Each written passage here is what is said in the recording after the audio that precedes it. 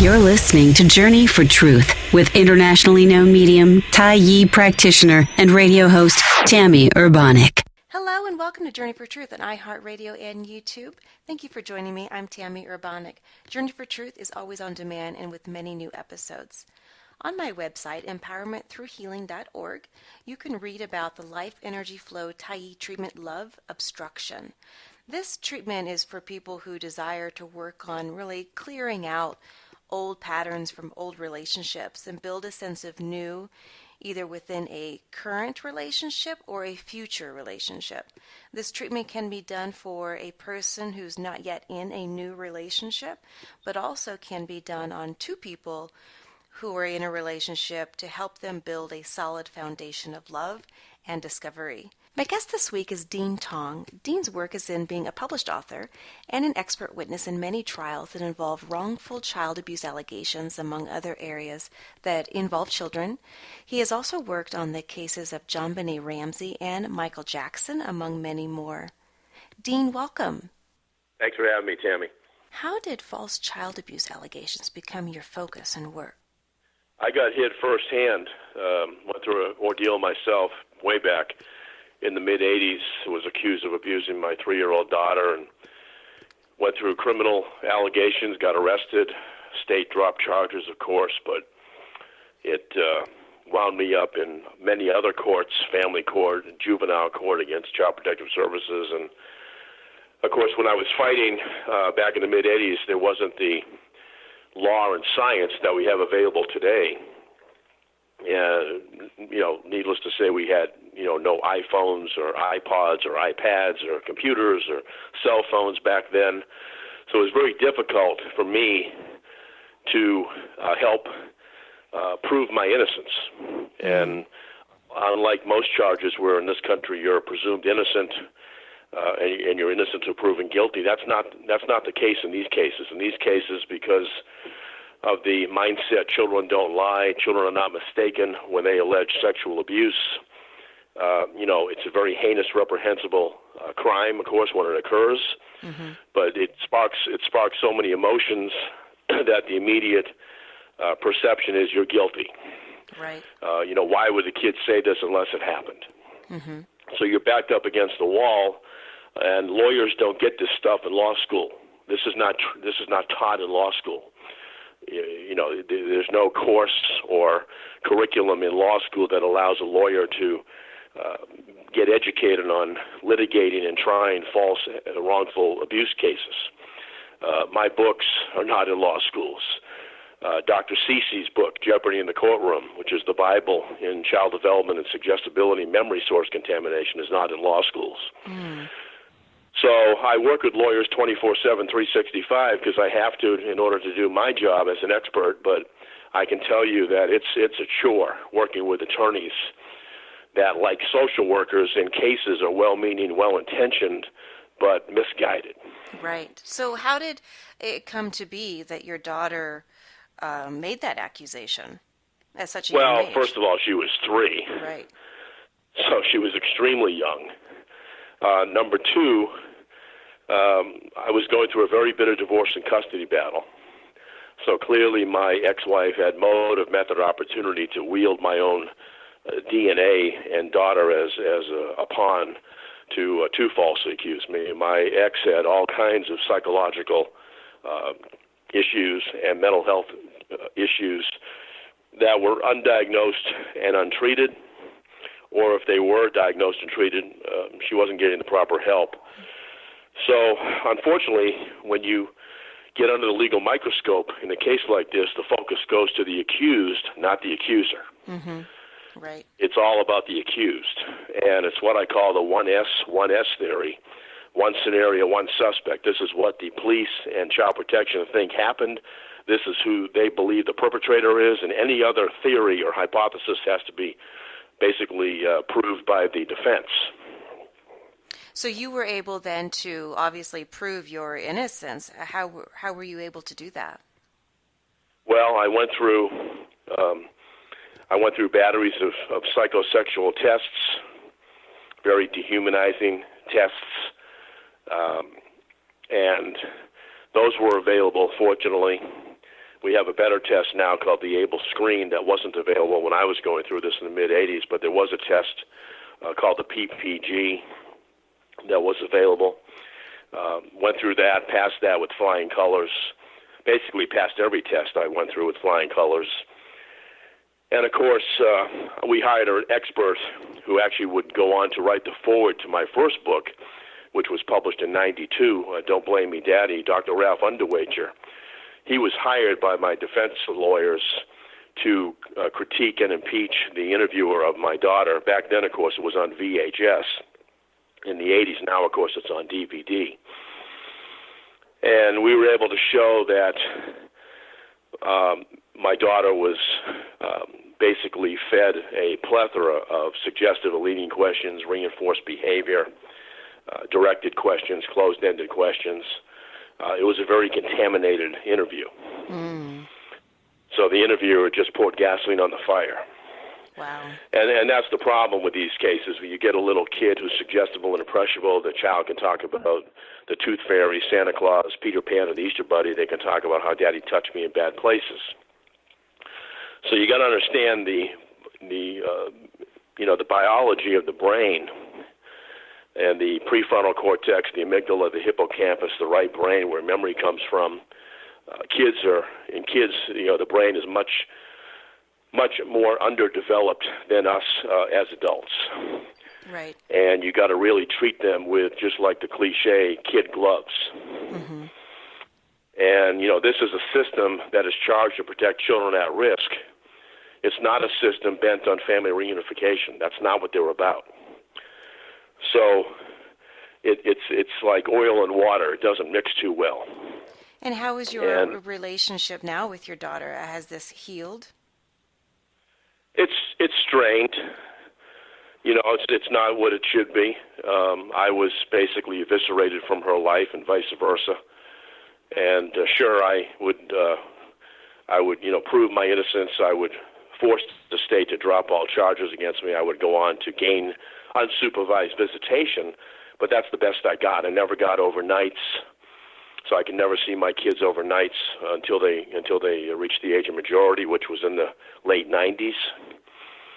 And now my kids are in their mid-30s, and the relationship is strained. And that's what happens when the court makes mistakes, when the system makes mistakes, and you let a parental-child relationship go by the wayside because you didn't get it right. You didn't vet the process properly. So there needs to be a process where you're evaluating the evaluators, investigating the investigators, policing the police, reviewing the reviewers. Mm-hmm. It's basically what Trump is doing right now. And the system does a very poor job of that.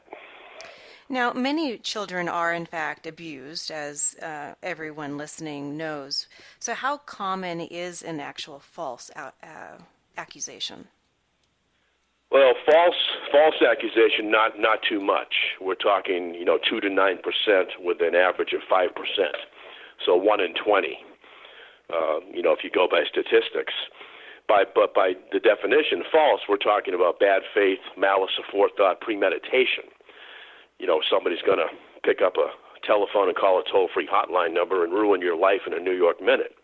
That's a false allegation. Mm-hmm. Somebody's going to take a kid aside and point the finger in the middle of the kid's forehead and say, you're going to say to that professional, to that worker, that your daddy touched your pee-pee.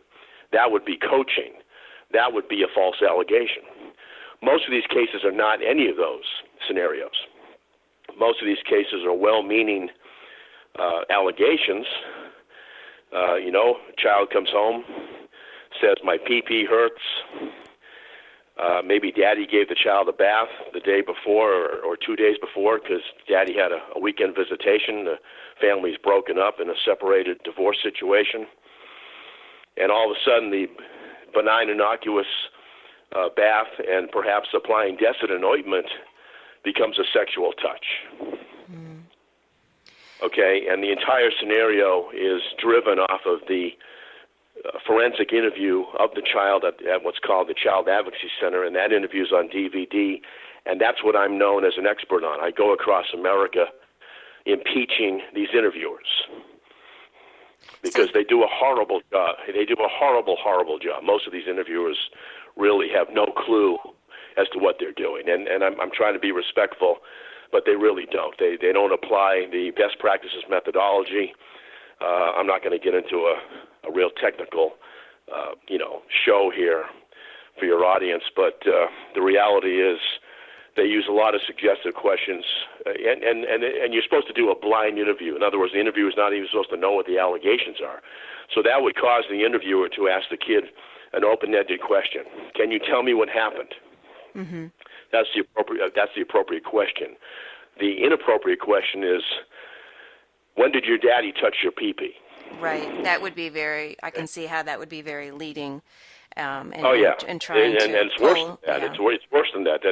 What we have in that question I just laid out for you is called negative stereotype induction, because you're vilifying the accused. Mm-hmm. So you're not leaving an alternative hypothesis that, okay, maybe the kid was raped or inappropriately touched, but you got the wrong guy, mistaken identity. You can't be saying Daddy or John or any other person. You can't be doing it that way. So the way then to discern the difference between a factual accusation or a false accusation is really checking the reviewers and checking the interviews to make sure that information was not fed into the child or that the child was coached.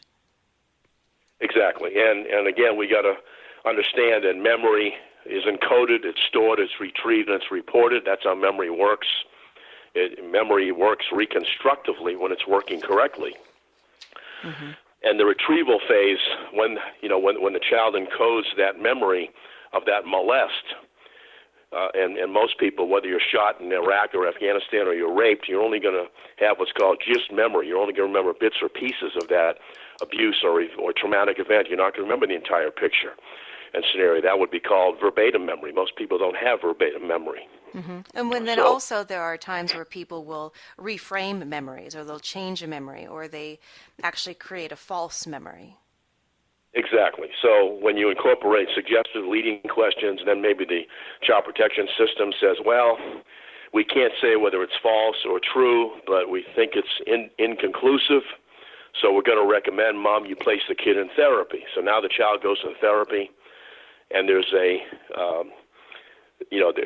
child meets with the therapist weekly and undergoes what's called play therapy, dolls, puppets, and drawings. Mm-hmm. All of a sudden, guided imagery, which is let's pretend, and dolls and puppets and drawings turns into from a fantasy goes to a real type of scenario. So now this creation of a false belief system in the child's mind, because maybe the child has been impregnated by so many people with so many investigations and interviews, and mom's family, or dad and dad's family, and now all of a sudden this fantasy, this false belief system turns into a delusion, mm-hmm. and a situation where the child actually believes the false allegation is a reality. Exactly, and I've worked with and do work with many adults who are struggling to heal from abusive situations or what they thought were abusive situations, and there are many people that are trying to work through those false memories or how they changed a memory in order to appease something within their own mind. So I can certainly see the difficulty with that. I mean, that takes just a lot of work to untangle false and incorrect information. Now, you worked as a media consultant on the Michael Jackson case. Tell us a little bit about that. Well, of course, that was 2005 when Michael went to trial, and I was there at the trial in Santa Maria, California. And, it was just a situation where, Court TV wanted feedback on my thoughts on Jackson's innocence or guilt, or whether the trial was being handled properly or not. And, obviously this was a guilt by association with his smoke, this fire. Jackson was first accused by Jordan Chandler in 93. I believe he paid an out-of-settlement court amount of money to settle that case.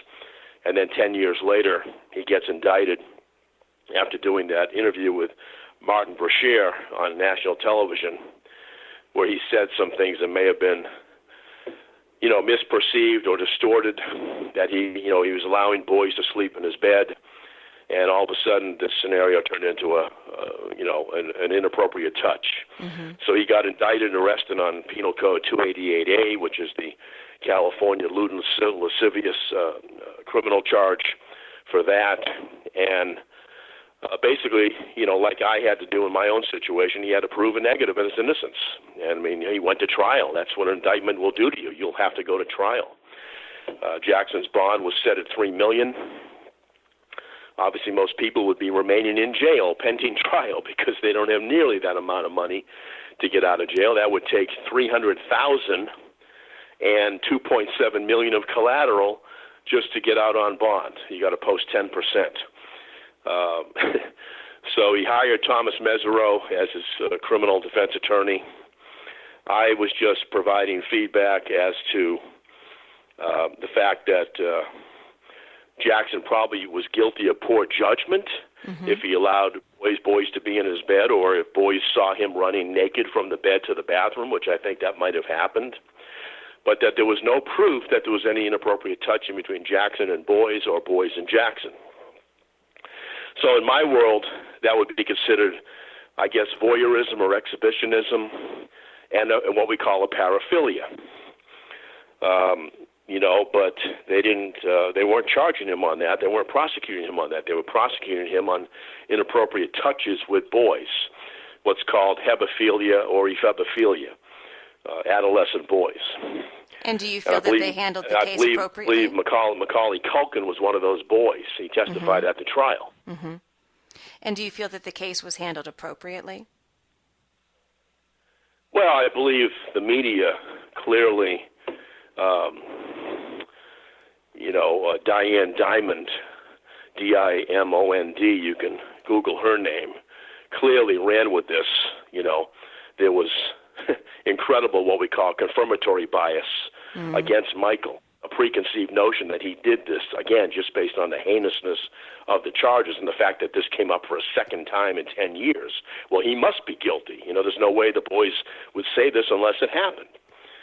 Well, how much money is the guy worth, Probably the leading star in the world at the time, and has been, up until 2005. Obviously with a target on his back or on his forehead. And so very easy pickings, if you will. But it's not what you know, it's not what you think you know, it's what you can prove in a court of law. Exactly. And clearly, Michael actually did a song, DS. That was for the D.A. Sneddon. That was for Tom Sneddon. It was called DS, the song, in his album, which was all about Tom Sneddon. And that Sneddon had an axe to grind. He had motive, method, opportunity to have Jackson wrongly convicted. That was his goal. And so, you can see if Michael Jackson, by God, can be indicted for something, when it comes down from a couple of boys, how easy it is for a man to be accused and charged with this, because 99.9% of America is not Michael Jackson. Right. So it's a very look. I do this for a living. My website reached 1 million hits on Super Bowl Sunday 10 days ago. This allegation will take you to your knees in a New York minute. And if you don't have a competent defense team that knows what the heck they're doing, it can be legal suicide real quick. Right. Now, also, you had a role in the America's Most Wanted case of Darren Mack. What was your role in that? I was hired by Darren to help him get custody of his 6-year-old girl at the time, Erica. That was back in 2005 when he hired me. I actually met him in Nevada, in his home state. He was in Reno. And Darren was worth $15 million when he hired me. So Darren was a guy, you couldn't tell him to get on the sidelines and let his defense team handle his case for him. He was going to tell you because he was worth more money than you were and his attorney. So with Darren, he was accusing his wife, and Darren was a bodybuilder. Darren was probably 5'11", 210 pounds, and built like a mini Schwarzenegger, and was accusing his wife, who was probably 5'2" and 108 pounds, of abusing him. So, of course, nobody was believing him. So he hired me because he thought I could work with his attorney to get the wife diagnosed with borderline personality disorder, some condition that would lead her to hit him but not be charged with hitting him. And apparently there were some backdoor allegations that he was abusing the wife, too. Mm-hmm. So there was some kind of subtle domestic violence allegations against him. So I sent him for testing. To my expert in Boston. He tested fine. That was the summer of 2005, and 11 months later, in June of 2006, he slices his wife, killing her, stabbing her 7 times, and shot his judge. The wife died, and the judge lived. And then he went on the lam. So they found him in Mexico, extradited him back to the States, where he took a plea bargain to 40 years in prison and tried to get out of the plea, saying that his $3 million defense team of attorneys were incompetent, ineffective, and Judge Herndon, who was the judge, would not let him out of that. So he was held to that plea bargain, and he's been serving time for the last decade down the street from O.J. Simpson. Wow. Yeah. Wow. But the person who really lost in that case was, of course, Erica, the little girl who would now be 16 or 17. She lost her mother, and then 11 days later, when Daddy was found and extradited back, obviously, she's only been seeing him through prison glass for the last decade or so, if she's been seeing him at all. I don't know the scenario there. Now, what can you share with listeners who have possibly been falsely accused of child abuse, or they know of one who has been falsely accused? Get educated.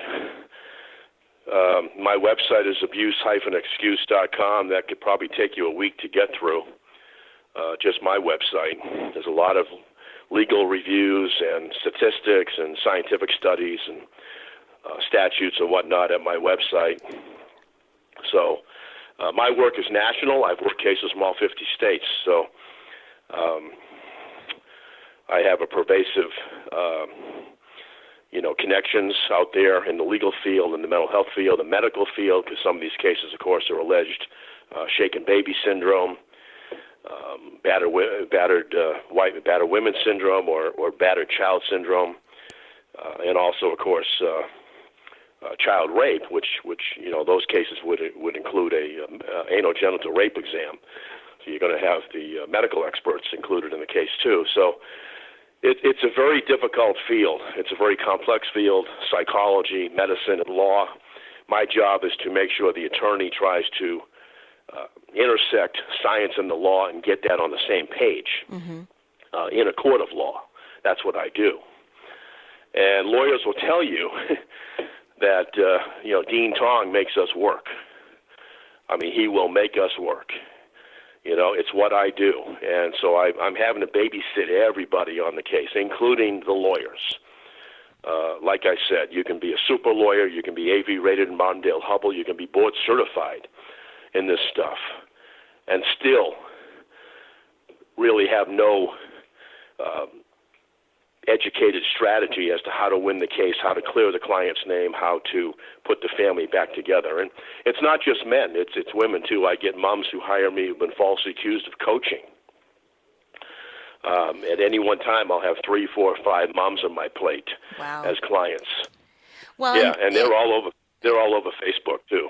And one thing that you mentioned a moment ago, the shaken baby syndrome. Then there's also SIDS, and I've seen different cases where parents have been accused of hurting their child.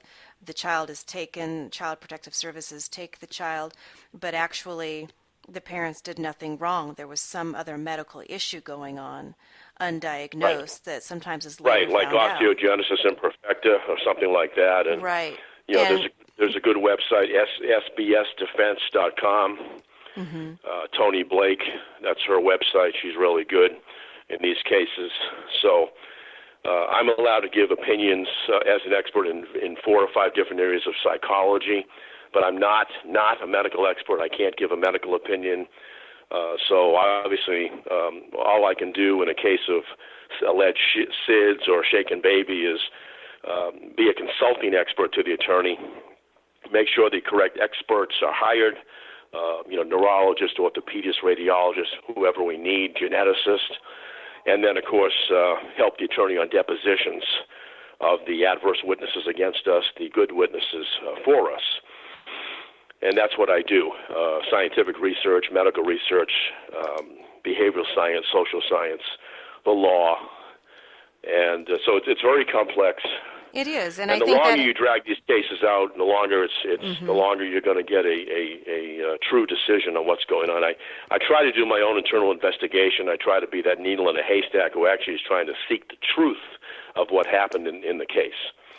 And it's happening more often in this case with medical issues going on and children being taken away from their families by CPS. That seems to be happening more and more.